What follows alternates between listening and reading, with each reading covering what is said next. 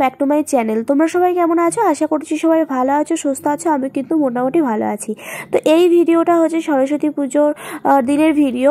আর আমি সরস্বতী পুজোর দিনের আগের দিন রাত্রিবেলা থেকে ভিডিওটা শুরু করেছিলাম।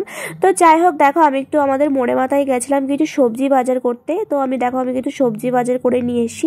ওই আমার যেগুলো পছন্দ হয়েছে আমি সেগুলোই নিয়ে এসেছি, যেগুলো আমার ভালো লেগেছে আমি সেগুলোই নিয়ে এসেছি আর কি। তো দেখো এখন আমি সবজিগুলো বাড়ি নিয়ে এসে এখন সব কিছু আর কি সাজিতে সুন্দর করে গুছিয়ে রাখছিলাম সবজির ঝুড়িতে। তো যাই হোক, দেখো এদিকে কিন্তু আমার গোছানো হয়ে গেছে। আর এই সবজিগুলোই নিয়ে এসেছিলাম, ওই বেগুন, বাঁধাকপি, আলু, পেঁয়াজ, টমেটো, লেবু, ঝাল যেগুলো লাগবে সেগুলোই নিয়ে এসেছিলাম। আর যেগুলো আমার ভালো লেগেছে সেগুলোই। তো যাই হোক, তারপরে দেখো এখানে আমি রাত্রিবেলায় আমাদের খাওয়া দাওয়া হয়ে গেছে। আর আমার কি মাথায় ভূত চেপেছে যে এখন আমি চুলের আগা কাটবো। আর এই কথাটা শুনে কিন্তু আমার মা ভীষণই খুশি হয়েছে, কারণ অনেক দিন ধরে মা কিন্তু আমাকে বলছিল যে আমার কাছে আমি চুলের আগাটা কেটে দিই, কিন্তু আমি আর কি কাটতে চাইছিলাম না, কেন জানি না। আর ও তোমাদের দাদাভাইও আর কি চুল কাটাটা পছন্দ করে না, ওর জন্যই। তাছাড়া আমারও আর কি মায়া লাগছিল, ওর জন্যই কিন্তু আমিও কাটতে চাইছিলাম না। কিন্তু রাত্রেবেলায় ঠিক কী মনে হলো জানি না, হঠাৎ মাকে বললাম যে মা আমার চুলের আগা কেটে দেবে। আর মা তো সাথে সাথে মাও প্রায় ঘুমিয়ে পড়েছিল, কিন্তু সাথে সাথে যেই শুনেছে বললো যে তাহলে আয় আমি কেটে দিচ্ছি। তো দেখো এখানে আমি মায়ের পাশে বসেছিলাম আর বলেছিলাম যে অল্প করে কেটে দিও। আর মা তো আজকে সুযোগ পেয়েছে, হাতছাড়া কি আর করে, একদম যেভাবে কাটার দরকার ঠিক সেভাবেই কেটে দিয়েছে। আমি বলেছিলাম যে হালকা একটু আগাটা কেটে দাও, কিন্তু অনেকটাই কেটে দিয়েছে। তো যাই হোক, কালকে ভীষণ আর কি মনটা খারাপ হয়ে গেছিলো। এমনিও আমার চুল খুব একটা আর কি দেরি হয় না বাড়তে, আবার ঠিক বড় হয়ে যাবে। তো যাই হোক, আর কি আর করা যাবে, মা কেটে ফেলেছে। আর ওটুকু কাটার অবশ্য দরকার ছিল, না হলে ঠিক না ওই সাইজ ব্যাপারটা আসতো না। তো যাই হোক, দেখো সকালবেলায় কিন্তু আমি ঘুম থেকে উঠে গেছি। আর উঠে এখন আমি বিছনাটা তুলে নেবো। আর এই ভিডিওটা হচ্ছে সরস্বতী পুজো, তো এবার দুদিন পড়েছিল, তো সরস্বতী পুজোর দ্বিতীয় দিনের ভিডিও এটা। তো যাই হোক, আমি কিন্তু সরস্বতী পুজো যে প্রথম দিন ছিল আগের দিন কালকে, আমি কিন্তু হচ্ছে কিনা তোমার পুজোয় অঞ্জলি দিতে পারিনি, কারণ আমি বাড়িতে ছিলাম না। আর তাছাড়াও না আমার মনটা ভালো লাগছিল না, যেহেতু ও বাড়ি নেই, আমার ভীষণ মনটা আর কি খারাপ ছিল, ওরও ছিল আমারও ছিল।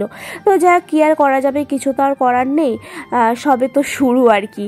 তো যাই হোক, কালকে কিন্তু আমি অঞ্জলি দিতে পারিনি, আর আমি বাড়িতেও ছিলাম না, আমি গেছিলাম দাদুর জন্যে ওষুধ আনতে, ওর জন্যই। আর আজকে দেব অঞ্জলি আমার ছোট দাদুদের বাড়ি। কালকে পুজো যদি হয়ে যেত তাহলে হয়তো আমার আর অঞ্জলি দেওয়াটা হতো না।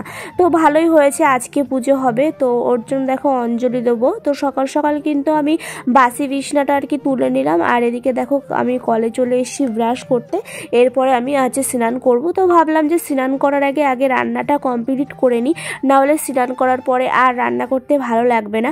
ওর জন্য দেখো একটু নিরামিষ করছিলাম, যেহেতু আজকে পুজোর দিন। নিরামিষটা আজকে হয়তো খাবো, হয়তো সারাদিন হবে কিনা জানি না, তবু কি মনে হলো তাই হচ্ছে নিরামিষই আর কি রান্না করছিলাম। তো এদিকে দেখো এখানে হচ্ছে বাঁধাকপি করছিলাম, আর এদিকে হচ্ছে ভাত আছে, ভাতটা আর করবো না। আর এদিকেই করছিলাম হচ্ছে কিনা তোমার বড়ি ভাজা। এই বড়িগুলো আর কি ছিল, তো আমি ভাবলাম যে তাহলে বাঁধাকপিতে দিয়ে দিই। মাও ভীষণ বড়ি খেতে ভালোবাসে, আমার খুব একটা ভালো লাগে না, মোটামুটি। তো যাক, নিরামিষ করে যখন করছি তখন ভাবলাম যে তাহলে কটা বড়ি আছে, তাহলে ভেজে বাঁধাকপির মধ্যে দিয়ে দিই। তো যাই হোক, দেখো আমার কিন্তু বাঁধাকপি রান্নাটা কমপ্লিট হয়ে গেছে। আর এখানে দেখো আলু সয়াবিনের তরকারি করব। আর সত্যি বলতে কি জানো তো, আমার নিরামিষের মধ্যে না আলু সয়াবিনের তরকারি কিন্তু ভালোই লাগে। তো যাই হোক, ভাবলাম যে সয়াবিন আছে যখন, তাহলে আলু দিয়ে সয়াবিন দিয়ে করি। তো এখানে কিন্তু আমার রান্নাটা প্রায় কমপ্লিট আর কি। এরপরে কিন্তু আমি স্নান করে নেবো। আর ভালো লাগছিল না শাড়ি ঠাড়ি পরতে, সাজগোজ ভাবছিলাম যে কোথাও যাবো না, খালি খালি সেজে গুজে শাড়ি পরে কি করব আর কিসের জন্যই বা পরবো। তো ভালো লাগছিল না। তো ও বললো যে তাই কি হয়েছে, শাড়ি পরে সেজে গুজে অঞ্জলি দিয়ে এসো, কিছু ফটো তোলো, আমার কাছে পাঠাও। তো ওর বলাতে ওর জন্যই কিন্তু একটু শাড়ি পরেছিলাম, একটু সাজাগুজো করেছিলাম। তো যাই হোক, দেখো আমার কিন্তু রান্নাবান্না কমপ্লিট, আমি স্নানও করে নিয়েছি, এখানে মাথাও ঘষে নিয়েছি। আর এদিকে দেখো এখন দিচ্ছি হচ্ছে পুজো। আর এখানে আমি ফুল আর ফল আগেই এনে রেখেছিলাম সকালবেলায়, তো সেটা দিয়ে আজকে একটু পুজো দেবো। তো এখানে দেখো ঘন্টু আর আমি বসেছিলাম, ঘন্টু আমার পাশে বসেছিল। তো এদিকে আমি ঘরের পুজোটা কমপ্লিট করে তারপরে আমি আর কি শাড়ি পরেছিলাম। আর যে শাড়িটা পরেছিলাম সেটা আমার জেঠির শাড়ি। তো তোমরা আমি যখন শর্ট ভিডিও আপলোড করেছিলাম, তোমরা আমাকে অনেকেই জিজ্ঞাসা করেছো যে দিদি শাড়িটা কোথা থেকে নিয়েছো। শাড়িটা কিন্তু আমার না, শাড়িটা হচ্ছে আমার জেঠির শাড়ি। তো ওর জন্যই আমি বলতে পারলাম না, আর দোকান থেকেই নেওয়া শাড়িটা, অনলাইন থেকে না। তো যাই হোক এদিকে দেখো ঘন্টু আর আমি পুজোটা কমপ্লিট করলাম, আর ও কিন্তু সাজুগুজু করেছিল আর আমি কিন্তু ওকে সুন্দর করে শাড়ি পরে সাজিয়ে দিয়েছিলাম। তোমরা হয়তো দেখোনি, লাস্টে ফটো দিয়ে দেবো অবশ্যই। তো এখানে দেখো তারপরে আমি চুলের আর কি জটটা ছাড়িয়ে নিচ্ছিলাম। শ্যাম্পু করার পরে না আমার মাথা আসলে আমি এদিকে ঘন্টুর সাজানো হয়ে গেছে। আসলে ও আজকে দেবে হচ্ছে হাতে খড়ি, ওর জন্য কিন্তু আজকে শাড়ি পরেছে সুন্দর করে। কালকে রাত্রে দাদার সাথে গিয়ে ওর সাজার জিনিস যা যা সব কিছু নিজে কিনে নিয়ে এসেছে। আর এদিকে দেখো দুটো জারবেরা কিনে নিয়ে এসেছিলাম দাদাকে দিয়ে, ওকে আমি আনতে বলেছিলাম, তো দুটো জারবেরা আর কি এনে দিয়েছিল, আমি মাথায় দেব আর কি। তো যাই হোক দেখো তারপরে এখানে আমি চলে এসেছি আমার ছোট দাদুদের বাড়ি। ছোট দাদুদের বাড়ি প্রতি বছর পুজো হয়, তো এখানে দেখো সবাই চলে এসছে যারা যারা অঞ্জলি দেবে। আর এখানে দেখো আমি এই যে একটু হালকা করে সেজে নিয়েছি। তো তাড়াহুড়া করে যে রেডি হয়েছি কি বলবো, আমার তো মনে হচ্ছিল যে পুজো হয়তো হয়ে শেষ হয়ে গেছে, অঞ্জলি হয়তো আজকে আর দিতে পারবো না। যে সমস্ত সব কিছু একা হাতে কাজ গুছিয়ে মানে করতে গেলে না একটু তো দেরি হয়েই যায়, আবার রেডি হতে দেরি হয়ে গেছে। যেহেতু ঘন্টুকে আমি শাড়ি পরে রেডি করিয়েছিলাম ওর জন্য, আমি তো ভেবেছিলাম হয়তো পুজো শেষ হয়ে গেছে। তারপরে না এসে দেখি হচ্ছে ঘন্টু হাতে খড়ি দিতে শুরু করেছে, তারপরে লাস্টে অঞ্জলি দেবে। তো যাক ভালোই হলো, ওর জন্য কিন্তু আমি তাড়াহুড়ার মধ্যে আর কি সাজগোজের কোনো ভিডিও করতে পারিনি। তো যাই হোক এখানে দেখো ঘন্টু এখন হাতে খড়ি দিচ্ছে।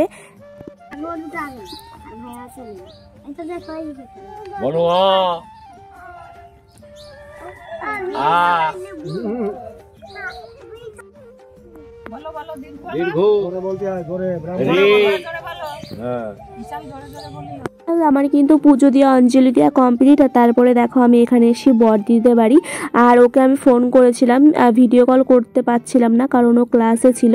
তো ওর ক্লাস শেষ হবে হচ্ছে 12টা বেজে যাবে, ওর জন্য কি করব বুঝতে পারছিলাম না বলে একটু রিলস ভিডিও বানাচ্ছিলাম। অ্যাকচুয়ালি কি বলতো, যার জন্য সাজা তাকে যদি একটু ভিডিও কলে না দেখাতে পারে তাহলে আর সেজে কি করলাম। তো ওর জন্যই কিন্তু আর কি ফটো তুলে ভিডিও করে সময়টা কাটাচ্ছিলাম। আর তারপরে দেখো ওর সঙ্গে কথা হলো ফাইনালি। তারপরে ভাবছিলাম যে একবারে ফ্রেশ হয়ে নেবো, আর আমার প্রচণ্ড খিদেও পেয়ে গেছিলো কেন জানি না। তো যাক দেখো তারপরে ও চলে এসে কিন্তু আমাকে ফোন করেছিল, তো ওর সঙ্গে কথা বলে এখন আমি খেতে চলে এসেছি। এই যে বাঁধাকপি আর হচ্ছে তোমার সয়াবিন আলুর তরকারি দিয়ে এখন ভাত খাবো।